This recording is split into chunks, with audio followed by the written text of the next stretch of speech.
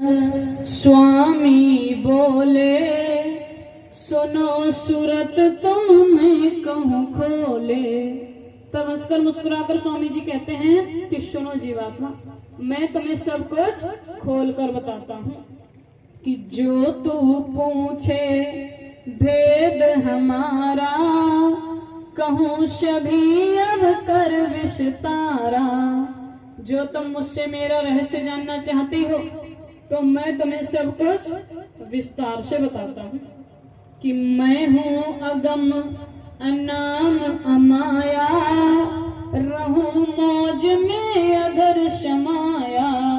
कि मैं अगम हूँ, अनाम हूँ, अपरंपार हूँ और सदैव अपनी मौज में रहता हूँ। कि मेरा भेद न कोई पावे, मैं ही कहूँ तो कहन में आवे। मेरा भेद मेरा रहस्य कोई नहीं जान सकता जब तक कि मैं खुद ना बता दूं। जब मैं खुद बताऊंगा तभी जान पाओगी कि मैं कौन हूं, कहां से आया हूं। आगे स्वामी जी कहते हैं कि प्रथम अगम रूप में धारा और दूसरे अलग पुरुष हो न्यारा। कि प्रथम अगम पुरुष का रूप मैंने धारण किया। जैसा बताया कि जब सृष्टि की रचना हुई तो अनामी पुरुष से सार शब्द निकला, जिससे तीन पुरुष स्थापित हुए, अगम पुरुष, अलग पुरुष और सप्त पुरुष। तो स्वामी जी कहते हैं पहला जो अगम पुरुष का रूप है वो मैंने ही धारण किया, वो मैं ही था। और दूसरा अलग पुरुष वो न्यारा, दूसरा अलग पुरुष वो भी मैं ही था, वो रूप भी मेरा ही है। और तीसर सत पुरुष में भैया, सतलोक में ही रच लैया। और तीसरा सत्य पुरुष वो भी मैं ही था, वो रूप भी मेरा ही है और सप्तलोक की रचना भी मैंने खुद की। तो आप कितने सौभाग्यशाली हैं कि स्वयं अनामी महाप्रभु मनुष्य का रूप धारण करके आपके और हमारी जीवात्मा के कल्याण के लिए काल के बनाए हुए श्लोक में आए हैं। तीनों रूप उन्होंने स्वयं धारण किए। आगे कहते हैं कि तीसर सत पुरुष में भैया और सतलोक में ही रच लैया। इन तीनों में मेरा रूप और यहाँ से उतरी कला अनूप। इन तीनों में मेरा ही रूप है और यहाँ से ही आगे की रचना का विस्तार हुआ कि यहाँ तक निज कर मुझको जानो, पूर्ण रूप मुझे पहचानो। यहाँ तक मुझको जान लो, मेरा पूर्ण रूप है, मुझे पहचान लो। आगे स्वामी जी कहते हैं कि अंश दोए सतपुरुष निकारी, ज्योति निरंजन नाम धरारी। भाई आगे सतपुरुष से दो धाराएं निकल कर आई, एक ज्योति नाम की और एक काल भगवान के नाम की। कि यह दो कला उतर कर आई और झंझरी दीप में आन समाई। ये दो धाराएं उतर कर आई और आकर के झंझरी दीप अर्थात सहस दल कमल में समाहित हो गई। वहीं पर ज्योति और काल भगवान बैठे हैं, उन्होंने ही आगे की सारी रचना का विस्तार किया। आगे स्वामी जी कहते हैं कि तीन लोक से मैं रहूं न्यारा और चार पांच छह में विस्तारा। कि मैं तीनों लोकों से परे हूं, मैं तीनों लोकों में नहीं रहता और मेरा विस्तार बहुत बड़ा है। कि मैं न पाताल स्वर्ग नहीं मिलता, अब ब्रह्मा विष्णु महेश न जुगता। ना तो मैं पाताल में मिलूंगा, ना ही मैं स्वर्ग में मिलूंगा। न ब्रह्मा विष्णु महेश को मेरे विषय में कुछ ज्ञात है कि मैं कहाँ मिलूंगा। कि नहीं गौलोक नहीं साकेत, इंद्रपुरी नहीं ब्रह्म समेत। ना तो मैं राम के साकेत लोक में मिलूंगा, ना ही कृष्ण के गोलोक में, ना इंद्रपुरी में। मैं यहाँ कहीं आपको नहीं मिलूंगा। कि तीन लोक व्यापक मैं नाही, अब बूंद एक मेरी यहाँ राही। कि मैं तीनों लोकों में व्याप्त नहीं हूँ, लेकिन मेरी एक बूंद, मेरा एक अंश जो सभी जगह व्याप्त है।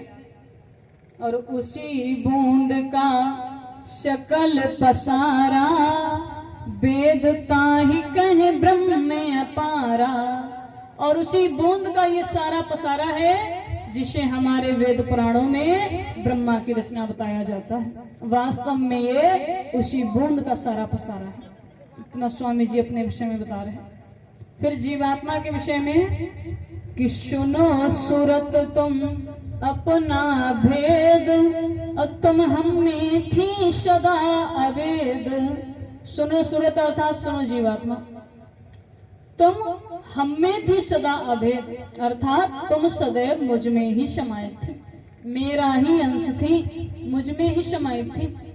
अब काल करी हम सेवा भारी, सेवा बस कछु होए न बिचारी। और काल ने मेरी बहुत सेवा की, इतनी अधिक सेवा की कि उसके द्वारा की हुई सेवा के आगे मेरा कोई बस नहीं चला। इतनी अधिक उसने सेवा की, मेरा कोई बस नहीं चला। और उसने मांगा तुमको हमसे, सौंप दिया हम सेवा वश में। ऐ जीवात्माओं, काल ने तुमको मुझसे मांग लिया सेवा के वश में आकर, क्योंकि उसने इतनी अधिक सेवा की थी, उसके द्वारा की हुई सेवा के आगे मेरा कोई बस नहीं चला। सेवा के वश में आकर मैंने तुम्हें काल को सौंप दिया। अब काल लाए तन मन को घेरा, और दुख सुख पाया तुम बहु तेरा। और काल तुम्हें यहाँ लेकर के आया, लाने के बाद एक शरीर दे दिया, एक मन के साथ तुम्हें बांध दिया। और यहाँ आने के बाद अनेकों दुख कष्ट पीड़ाएं तुम्हें यहाँ पर सहनी पड़ी। कर्मों के बंधन में तुम बांध दी गई, बार बार जैसे कर्म कर रही उसी के अनुसार फल मिल रहा, नरकों में जाना पड़ रहा, 84 के चक्कर काट रही, नाना प्रकार की यातनाएं तुम्हें यहाँ पर सहनी पड़ रही। और दुख में देखा तुमको जब ही, दया उठी हम आए तब ही। ये जीवात्माओं, जब मैंने तुम्हें अत्यंत दुख में कष्टों पीड़ाओं को सहते हुए देखा कि इस काल के बनाए हुए लोक में आकर तुम अपने अस्तित्व को भूल गई, यहाँ जो कुछ देखा उसी को अपना मान लिया, तुम यहाँ पर कर्म के बंधनों में बंध गई, नरकों 84 में तुम्हें जाना पड़ रहा, 84 के चक्कर काट रही, नरकों में डाली जा रही। तो जब मैंने तुम्हें अत्यंत दुख कष्टों पीड़ाओं को सहते हुए देखा तो मेरे हृदय में दया उठी, तो मेरे हृदय में दया उठी, और तब जाकर के मैं आया हूँ। और आए किया हम शब्द उपदेश, शब्द माही तुम करो प्रवेश। और आकर के मैंने तुम्हें शब्द की कमाई का, नाम की कमाई का रास्ता बताया। सिगरी सृष्टि शब्द के माही, शब्द धरती शब्द कासा, शब्द शब्द भयो प्रकाशा। सारी सृष्टि शब्द से, इसीलिए मैंने तुम्हें शब्द की कमाई का रास्ता दिया कि जिस शब्द से सृष्टि की रचना हुई उसी शब्द को पकड़कर तुम अपने देश तक वापस जाओगे।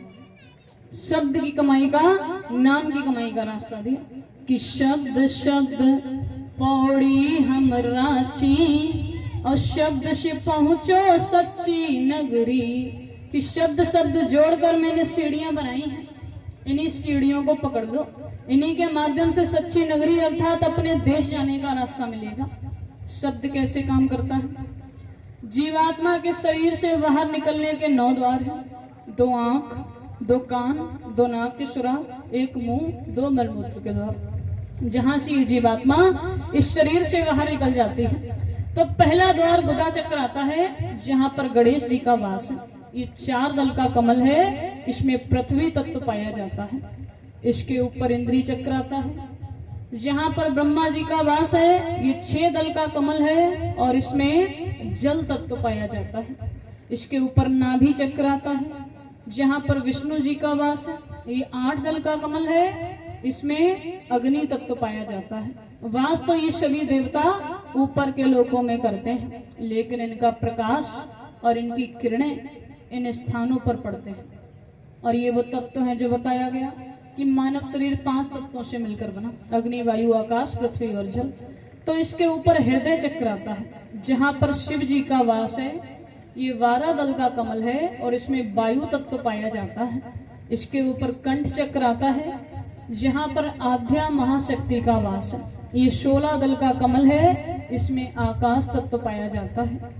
और आपकी जीवात्मा इन सबसे ऊपर दोनों आंखों के मध्य भाग में बैठकर अपने प्रकाश को इन 9 द्वारों और चक्रों में फैलाती है, जिसके कारण ही आपका शरीर चलता है, आपके हाथ पैर चलते हैं। तो जब आप साधना पर बैठेंगे, जब आप भजन करने बैठेंगे, तो आपको एक शब्द सुनाई पड़ेगा। उस शब्द में ऐसी कशिश है कि वो शब्द चुंबक है, वो आपको अपनी तरफ खींचेगा। जब खिंचाव होगा तो जीवात्मा जो दोनों आंखों के मध्य भाग में बैठकर अपने प्रकाश को इन 9 द्वारों और चक्रों में फैला रही, वह इन 9 द्वारों और चक्रों से समेट कर यहाँ 10वें द्वार पर एकाग्र कर लेगी। और जब जीवात्मा प्रकाश को 10वें द्वार पर एकाग्र करती है, तो ये जीवात्मा इस शरीर से बाहर निकल जाती है। फिर आपका शरीर ये पड़ा, जीवात्मा ये खड़ी। जीवात्मा के शरीर से बाहर निकलने के बाद ये शरीर किसी काम का नहीं, ये मिट्टी का पुतला है, आप इसको जला करके राख कर देते हो।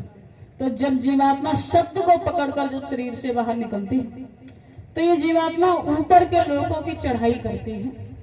तो इसकी रफ्तार इतनी तेज होती है कि पलक झपकते ही खरबों योजन ऊपर चली जाती है। और सूरज चांद सितारों को लांघने के बाद जब ये ऊपर पहुंची, तो जो पहला लोक आता है उसे महात्माओं ने शिव लोक कहा। वहां के मालिक शिव जी हैं। शिव जी माता पार्वती के साथ वहां विद्यमान हैं। वहां पर अनेकों जीवात्माएं मौजूद हैं, लेकिन सभी जीवात्माएं वहां शिव स्वरूप में मौजूद होती हैं। जब साधक शब्द को पकड़कर वहां पर जाता है, तो शिव जी का प्रत्यक्ष दर्शन करता है।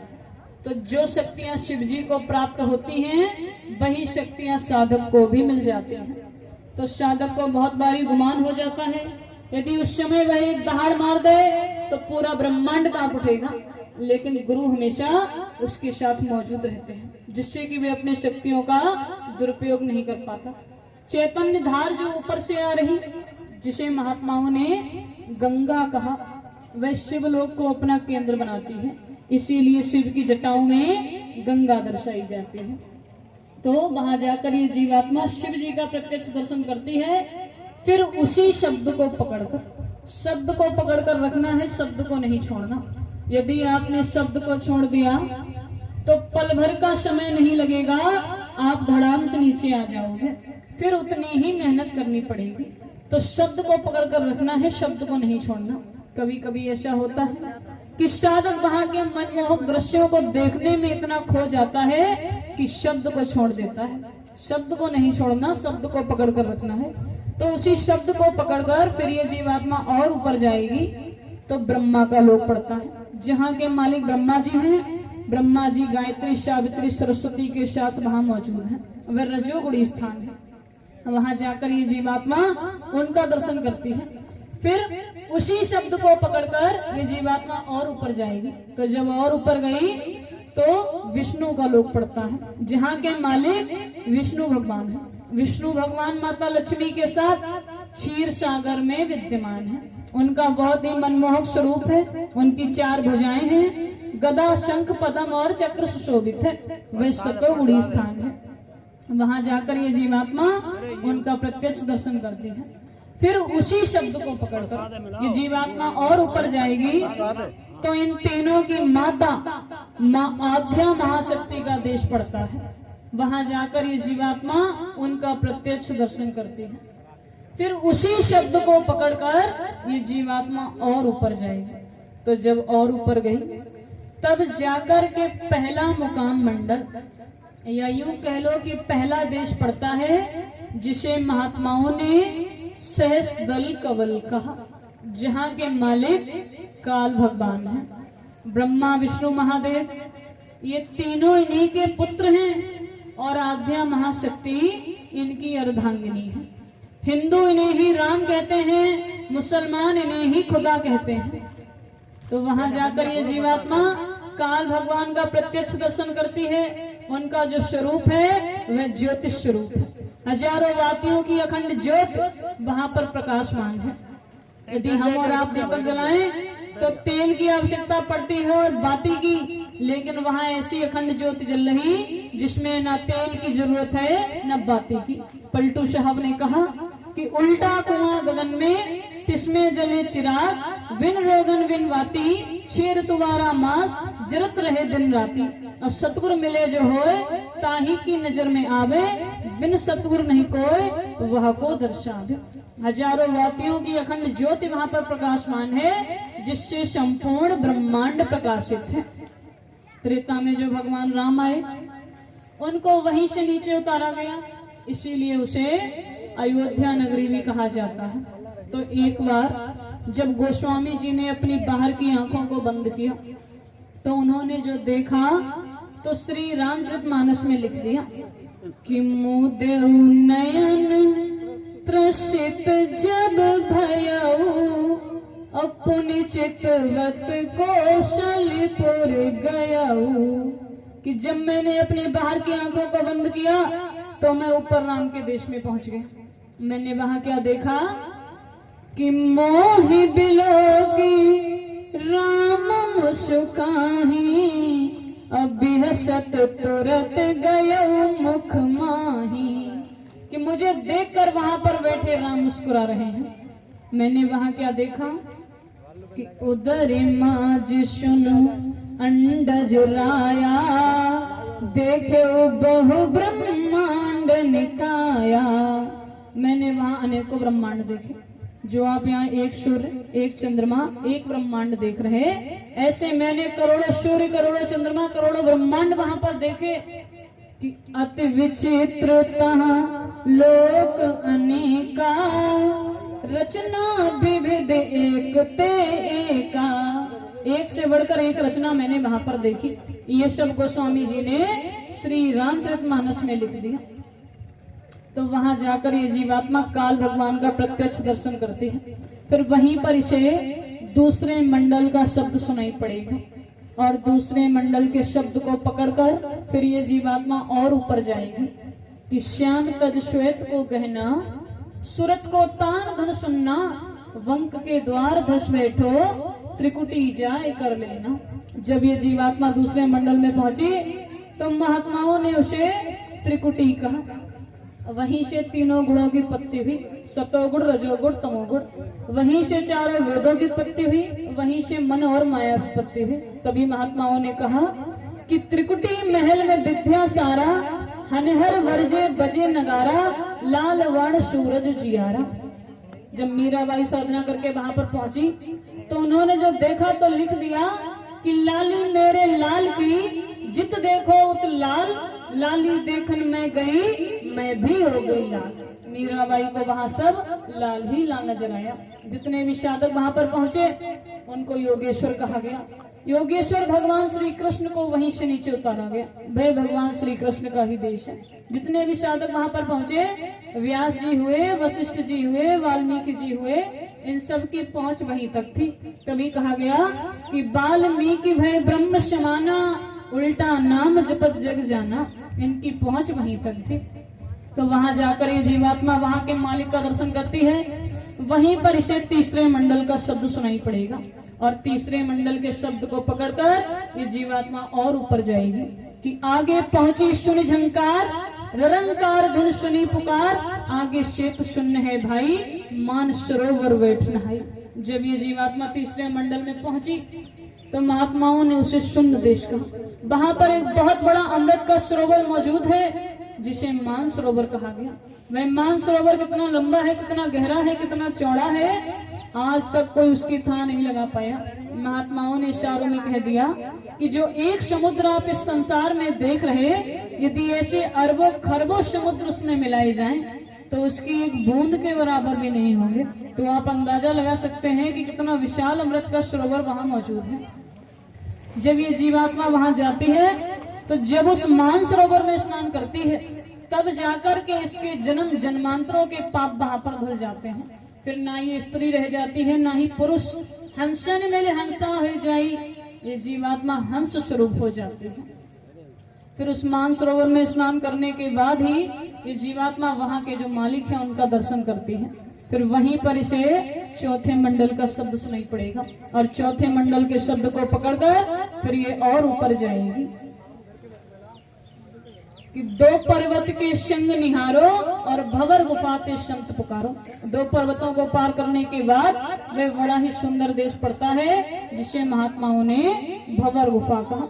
वहां जाकर ये जीवात्मा वहां के मालिक का दर्शन करती है। फिर वहीं पर इसे पांचवें मंडल का शब्द सुनाई पड़ेगा और पांचवें मंडल के शब्द को पकड़कर फिर ये जीवात्मा और ऊपर जाएगी कि ताके परे धाम प्रभु नामा और बीन बजे सतलोक ठिकाना।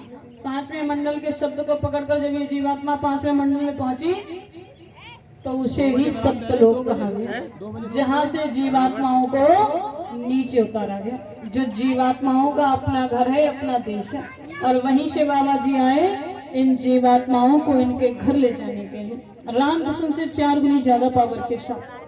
तो इसीलिए शब्द की कमाई का रास्ता दिया। इसी प्रकार शब्द शब्द को पकड़कर शब्द शब्द की सीढ़ियों पर चलकर ही ये जीवात्मा अपने देश सप्तलोक तक वापस जाएगी। तभी कहा कि शब्द शब्द पौड़ी हम रांची और शब्द से पहुंचो सच्ची नगरी। कि शब्द शब्द जोड़कर मैंने सीढ़ियां बनाई हैं, इन्हीं सीढ़ियों को पकड़ लो, इन्हीं के माध्यम से सच्ची नगरी अर्थात अपने देश जाने का रास्ता मिलेगा। अंत में कहते हैं कि मैं समर्थ हूँ शब विधि जान, बचन मोर तू निश्चय मान। कि मैं समर्थ हूँ, निश्चय करके ये बात मान लो, जो दया मैंने इस बार की। जब तुम जीवात्माओं को अत्यंत दुख कष्ट पीड़ाओं को सहते हुए देखा, मेरे हृदय में दया उठी, तब जाकर के मैं समर्थ रूप धारण करके आया।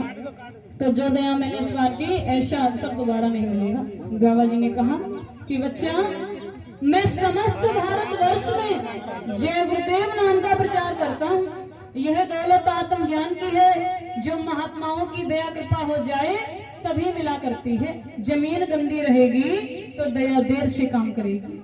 कहा कि मैं तीसरा नेत्र खोलता हूँ, यह दौलत आत्म ज्ञान की है। ये वो दौलत है, ना तो कोई आपसे छीन सकता है, ना ही चोर चुरा सकता है। जो दौलत मैं बांट रहा, इस दौलत को ले पाओ तो ले लो। कहा कि यदि तुम पूरी तरह मुझ पर विश्वास कर लो, पूरी तरह मुझ पर निछावर हो जाओ, तो मैं इस भव सागर में भटकने नहीं दूंगा।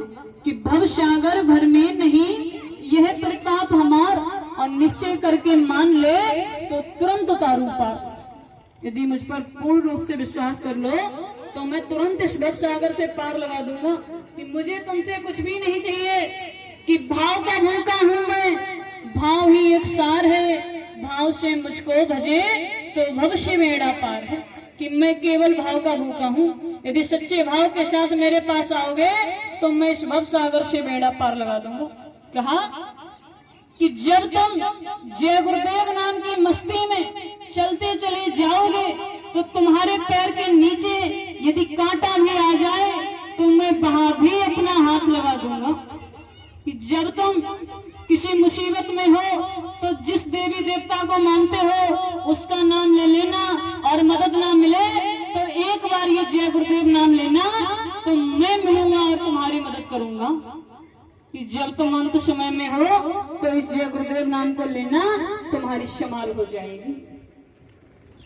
कि भारत की पावन भूमि पर एक नया संदेशा लाए हैं, अब विश्व मसीहा बाबा जय गुरुदेव जगाने आए हैं। भारत के वीरों जग जाओ, गुरुदेव जगाने आए हैं। मानव की भूली मानवता का गुरु पाठ पढ़ाने आए हैं। कितना सौभाग्य प्राप्त हुआ जो ऐसे सच्चे सतगुरु हमें मिले। क्योंकि कहा गया, गुरु सोई जो शब्द स्नेही, शब्द बिना दूसर नहीं हुई। वर्तमान में हमें ऐसे सच्चे सतगुरु मिले जिन्होंने हमें शब्द की कमाई का, नाम की कमाई का रास्ता बताया। कि सत्संग करत बहुत दिन बीते, अब तो छोड़ पुरानी बात, सत्संग करते हुए बहुत दिन व्यतीत हो गए। कि कब लग करो कुटिलता गुरु से, अब तो लो गुरु को पहचान। कब तक अपने गुरु से पीठ पीछे छल कपट करते रहोगे, अब तो अपने गुरु को पहचान लो। कि गुरु को तुम मानुष मत मान, दे है सप्त पुरुष की जान। इस भ्रम में मत रहो कि वे साधारण से मनुष्य हैं, वे स्वयं सत्य पुरुष के समान हैं कि दया मेहर से वचन सुनावे, वे है पूर्ण पुरुष नाम। उनकी बहुत दया मेहर हुई जो उनके वचन आपको सुनने को मिले। वे पूर्ण पुरुष है कि धरी देह मानुष की गुरु में, ज्यों त्यों तेरा करें कल्याण। मनुष्य नहीं है लेकिन मनुष्य की देह धारण की है आपके और हमारे कल्याण के लिए कि पूजा कर सेवा कर इनकी, इन्हीं को गुरु नानक जान। इनकी पूजा करो सेवा करो जितनी कर सको, इन्हीं को गुरु नानक अर्थात जितने भी संत हुए सभी में इनका अंश था कि बही कबीर बही सतनामा, सब संतन की वही पहचान। जितने भी संत हुए कहा कि कितना समय व्यतीत हो गया समझाते समझाते, कभी कबीर बन के समझाया, कभी नानक बन के समझाया, कभी पलटू बन के समझाया, कभी गोस्वामी बन के समझाया और आज भी समझा रहे। सभी संतों में इन्हीं का अंश था कि बही कबीर बही सतनामा, सब संतन की वही पहचान। तेरा काज इन्हीं से होगा, मत भटके तू तज विमान। और आपका काम इन्हीं से होगा, इधर उधर भटकने की आवश्यकता नहीं। और जो तो चूका अब की गुरु से, तो फिर भटकेगा चारों खान। यदि इस बार चूक गए, वर्तमान में जो सुनहरा अवसर मिल रहा, यदि इसका लाभ नहीं उठा पाए तो चारों खानों में भटकते रह जाओगे, बचाने वाला नहीं मिलेगा। तो भला चाहो तो चेतो, आए लगा दिन नाव, बहरी बहरी पछताओगे, फेर ना ईशोदा। यदि अपना भला चाहते हो तो चेत जाओ, ऐसा अवसर दोबारा नहीं मिलेगा जो वर्तमान में मिल रहा। अब वक्त है ऐसी सच्ची प्रार्थना करने का कि धर्म के नाम पर, जाति के नाम पर लड़ने झगड़ने का नहीं, क्योंकि लड़ाई झगड़े में कुछ नहीं रखा, इससे केवल नफरत मिलती है। नफरत की ऐसी ज्वाला जलती है जिससे तमाम घर बिगड़ जाते हैं, परिवार बिगड़ जाता है, समाज बिगड़ जाता है, देश बिगड़ जाता है। हर कोई व्यक्ति इस प्रकार की छांव चाहता है जहां उसे शांति मिले, सुकून मिले, और ये सब आपको वहीं मिलेगा जहां शांति के संदेश होते हैं, मालिक के संदेश होते हैं। तो अब बस यही प्रार्थना करें कि अब प्रभु कृपा करहु यही भांति, और सब तजी भजन करही दिन राति।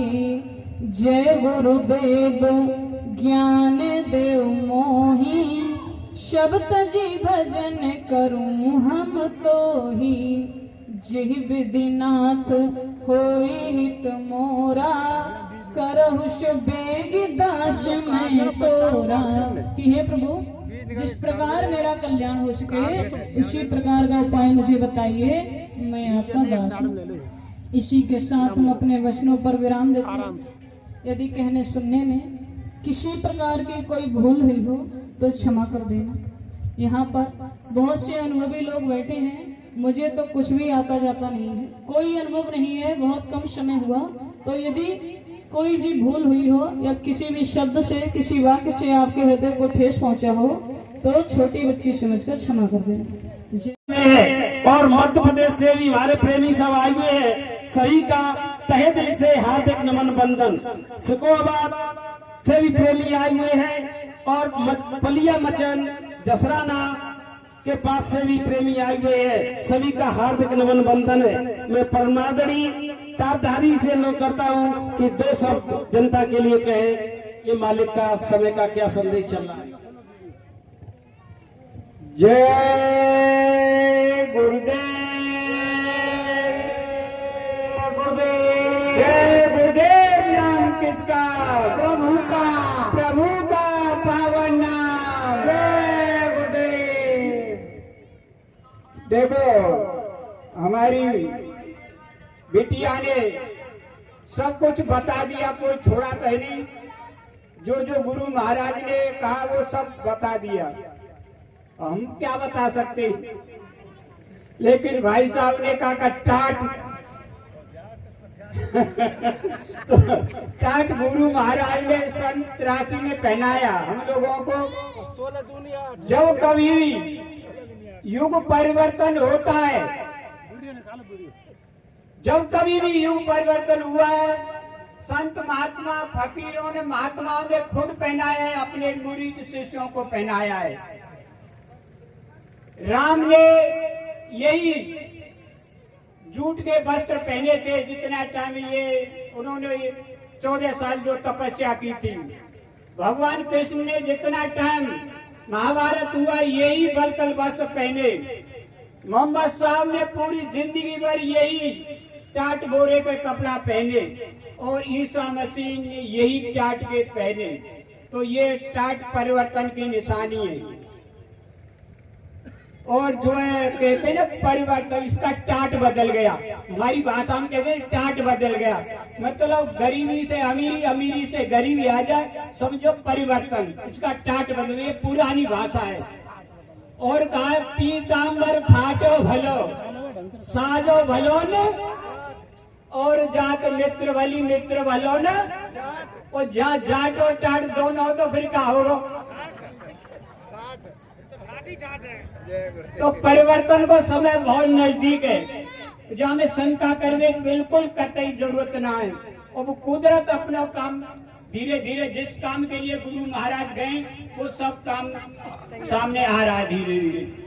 गुरु महाराज ने कहा जब तक संत महात्मा बोलते और डोलते रहेंगे वो काल भगवान कुछ नहीं कर सकता। जब वो बोलना डोलना बंद कर देंगे, साइड से हो जाएंगे, जब वो अपना काम करेंगे। तो गुरु महाराज अब साइड से अपना काम कर रहे हैं, तो कुदरत तैयार करी है। वो तो अभी अभी गुरु महाराज रोके पड़े, तो अभी से कुछ हो जाता, लेकिन गुरु महाराज का भी रुको थोड़ा। अभी जो होने वाला था 2-4 दिन से सुन रहे, वो गुरु महाराज ने फिर रोक दिया कि और समझा लेने दो मुझे, अभी कुछ ये कहेंगे कि जो है अभी हमने बताया नहीं। तो अब धीरे धीरे सफाई हो रही है। जब महाभारत होने को था तो उस समय कृष्ण भगवान ने अपनी नारायणी सेना कौरवों को तरफ दे दी। क्यों? तो वो कृष्ण के मानने वाले नहीं, तो वो पैसे के थे। जो सेना थी ना, वो तो पैसे की नौकर थी। और गुरु महाराज ने भी धीरे धीरे अपनी नारायणी सेना काल के एजेंटों के पास पहुंचा दी। देखा है गुरु महाराज ने भी अपनी काल जो नारायणी सेना थी ना, धीरे धीरे सब भीड़, जो गुरु को मानने वाले थोड़े से रह गए, बाकी सब काल के एजेंटों के पास। वो समय अभी इसमें जो हमारे बैठे ना, इसमें से भी अभी छटनी होगी बहुत। वो गुरु महाराज का मुट्ठी वाले लोग रह जाएंगे। तो अब ज्यादा ना कह के, हमारी बिटिया ने बहुत कुछ बता दिया, तो हमें जय गुरु। मेरे गुरु देव आए, मेरे गुरुदेव आए, बहारो फूल बरसाओ मेरे स्वागत सम्मान फूल वर्षा करके सभी का यहाँ के आगरा संगत द्वारा सबका स्वागत सम्मान किया जा रहा है। नजारे जिधर को नजर जाती, नजारे ही नजारे। जय गुरुदेव के चरणों में सहारे ही सहारे हैं। जय गुरुदेव के चरणों में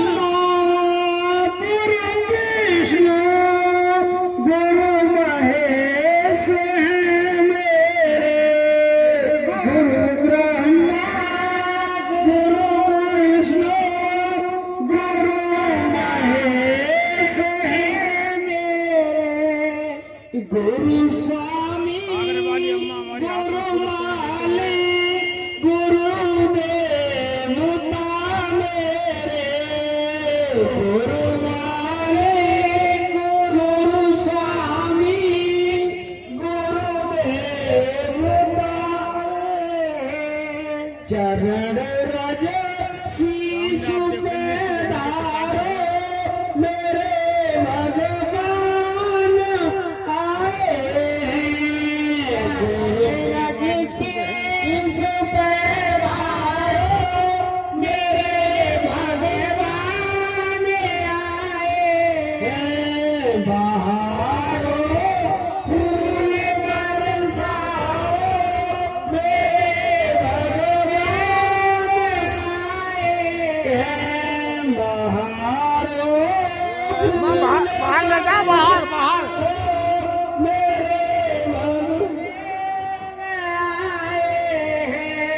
मुकद्दर को आजमाना है यहाँ पर आकर देखो मुकद्दर को आजमाना है यहाँ पर आकर देखो ये किस्मत को बदल देंगे इन्हें अपना कर देखो ये किस्मत को बदल देंगे इन्हें अपना कर देखो ये झोली हाँ क्या कह रहे ये झोली